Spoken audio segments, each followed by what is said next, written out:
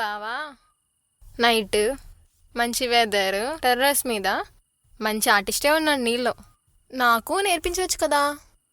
అప్పుడప్పుడు రిఫ్రెష్ అవ్వడానికి ఇలా అరేంజ్మెంట్ చేసుకుంటా, చాలా ప్రశాంతంగా అనిపిస్తుంది. ఇప్పుడు నువ్వు వచ్చాక ఇంకా అది ఉండాలి. ఏంటి బావా అలా అంటావు? హెయిర్ మీద ఏదో ఉన్నట్టుంది, ఆగు.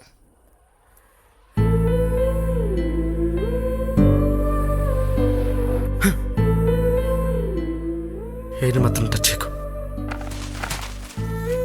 నీ లిమిట్స్లో ఉంటే మంచిది.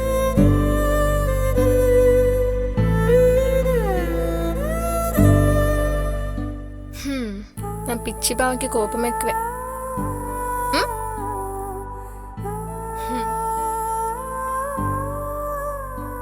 హ్యాపీ బర్త్డే బావా. ఎవరున్నా లేకపోయినా నేను నీకున్నా బావా.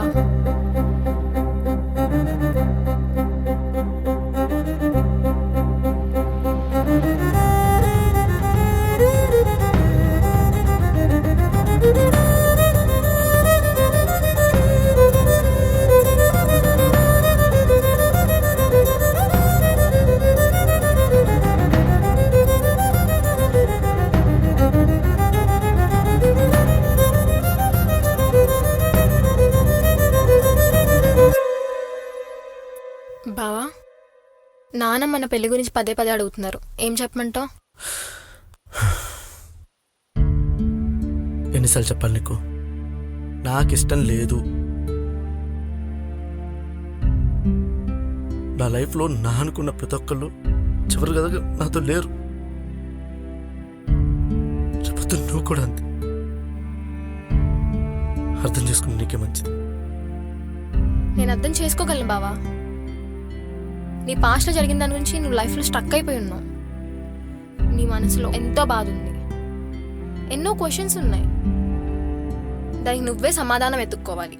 అప్పుడే నీ లైఫ్లో నువ్వు మూవ్ ఆన్ అవ్వగలవు, నీ గోల్స్ని నువ్వు రీచ్ అవ్వగలవు. లేదు నేను ఇలానే ఉంటానంటావా, అలానే ఉండు. నేను నీకోసం వెయిట్ చేస్తూ ఇలానే ఉంటా, నేను నీకోసం వెయిట్ చేస్తూ ఇలానే ఉంటా, నేను నీకోసం వెయిట్ చేస్తూ ఇలానే ఉంటా. ఎందుకురా అలా అంటావు?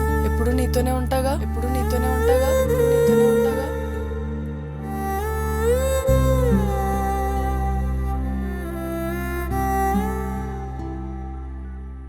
ఇప్పుడు కాల్ చేస్తే ఏమంటుందో అసలు లిఫ్ట్ చేస్తుందా? ఒకసారి ట్రై చేద్దాం.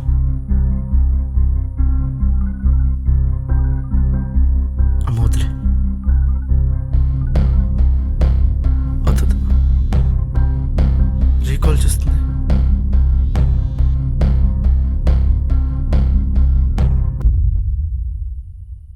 హలో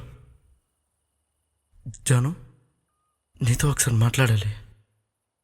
కలవడానికి కుదురుతుందా?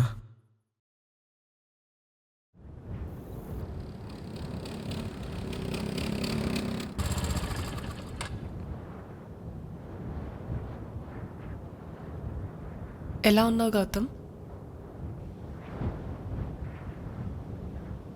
ఏ నీకు తెలియదా జాను? నువ్వు లేకపోతే నేను ఎలా ఉంటాను? ఐఎమ్ సారీ గౌతమ్, ఇంట్లో ఒప్పించడానికి చాలా ట్రై చేశాను. ఈ విషయం నీకు చెప్పడానికి కాల్ చేశా, కానీ కాల్ కట్ అయిపోయింది. కాల్ కట్ అవ్వలేదు. ఆ రోజు మీ అన్న నన్ను కొట్టేసి బీచ్లో పడేశాడు. I'm sorry Gautam. ఆ రోజు చర్చిలో నేను ఉన్నానని నీకు కూడా తెలుసు.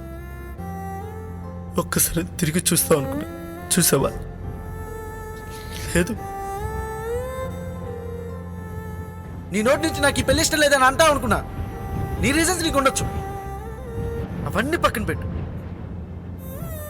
ఇప్పుడు నువ్వు హ్యాపీగా ఉన్నావా? నాకేం గౌతమ్, మంచి హస్బెండ్, నన్ను బాగా చూసుకుంటారు. అలా ఎలా అంటున్నావు జాను? నాకు అర్థం కావట్లేదు. ఏ నాకన్నా రెండింతలు ఆస్తి ఎక్కువ ఉందనా, లేదా నాకన్నా కలర్ ఎక్కువ ఉంటాడనా?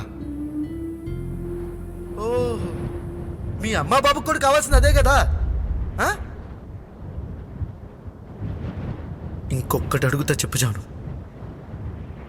నువ్వు వాడితో ఫిజికల్గా హ్యాపీగా ఉన్నావా? ఇంకొకరి వైఫ్తో ఎలా మాట్లాడాలో కూడా తెలియదా గౌతమ్? నువ్వే నా వైపు అనుకున్నా. అదే నువ్వు ఇంకొకరు వైఫ్ అంటుంటే ఎలా తట్టుకోవాల్సాను?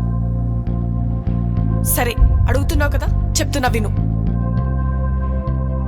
నేను ప్రెగ్నెంట్. చాలా ఇంతకన్నా హ్యాపీగా ఉన్నానని తెలియాలా? ఇంకెప్పటికీ నేను చూడాలనుకోవట్లేదు గౌతమ్. Good by.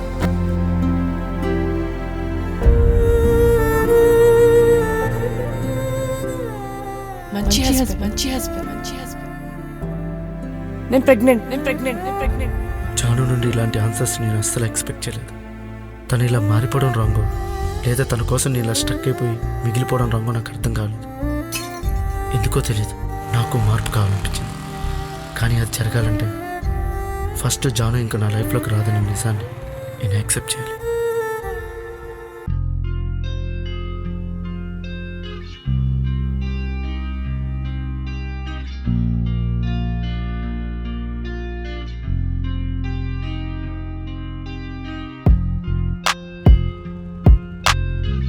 ఎవరి లైఫ్ వాళ్ళ ఇష్టం. కాకపోతే జానుకి నేను ఒక ఆప్షన్ అవుతానని అస్సలు అనుకోలేదు.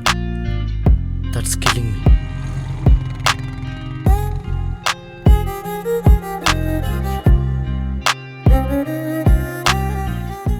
అయినా మనం లైఫ్ని యాక్సెప్ట్ చేయలే, కానీ బ్రేకప్ తర్వాత కూడా అంత హ్యాపీగా ఉండొచ్చని జానుని చూసాకే అర్థమైంది.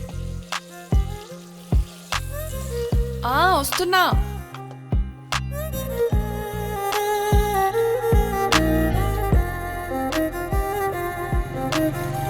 ఒకరిని అంతలా ప్రేమించి ఇంకొకరికి జీవితాన్ని ఎలా పంచడం అంత ఈజీయా?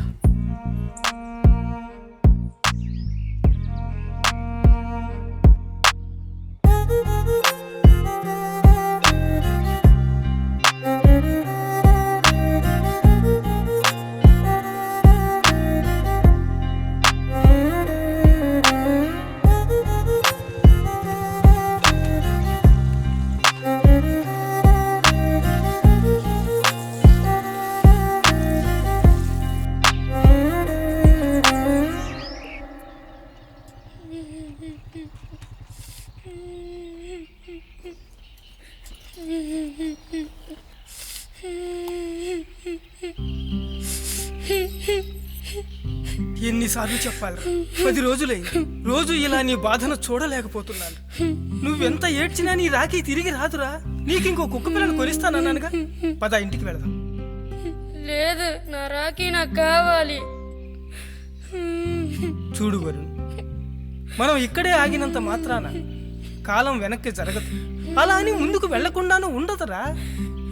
కొన్ని మన జీవితంలో ఎంత ఏడ్చినా తిరిగి రావు.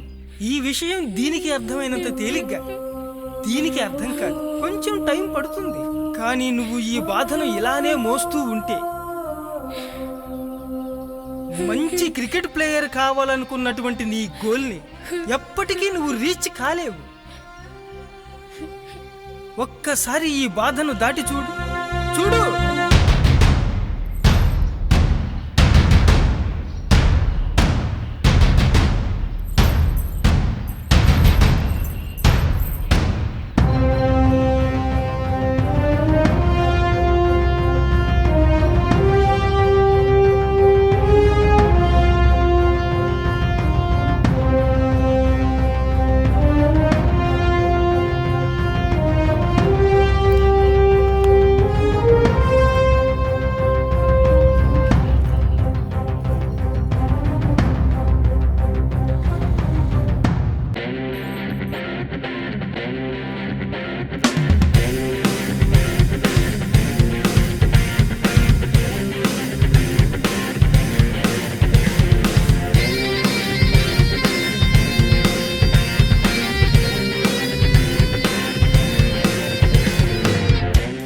నాకు తెలిసిన బావకి ఒక అంబిషన్ ఉంది. ఇలా ఒక ఫెయిల్యూర్ లాగా మిగిలిపోడు.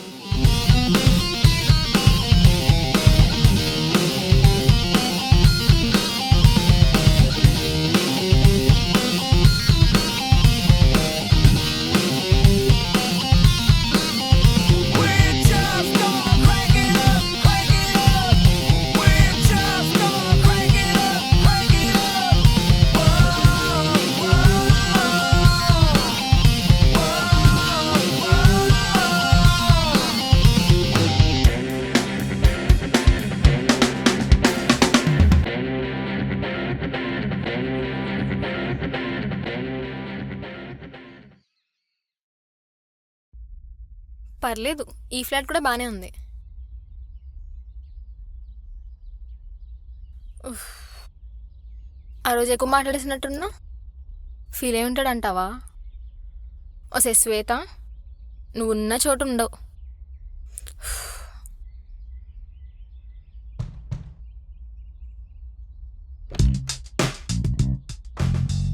నేనేం నిన్ను చూడటానికి రాలేదు.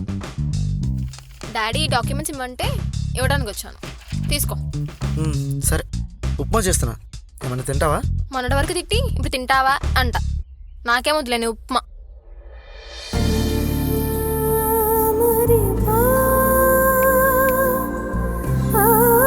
తింటావా?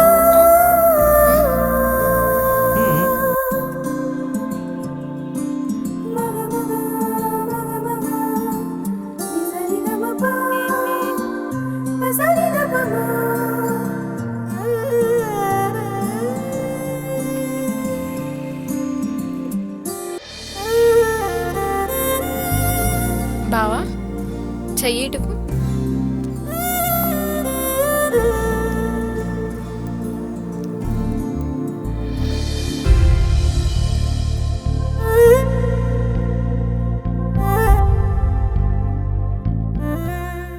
ఇంతకీ చెప్పనే లేదు.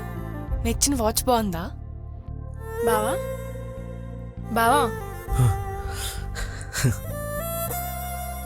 చాలా బాగుంది. అవునా? Thank you.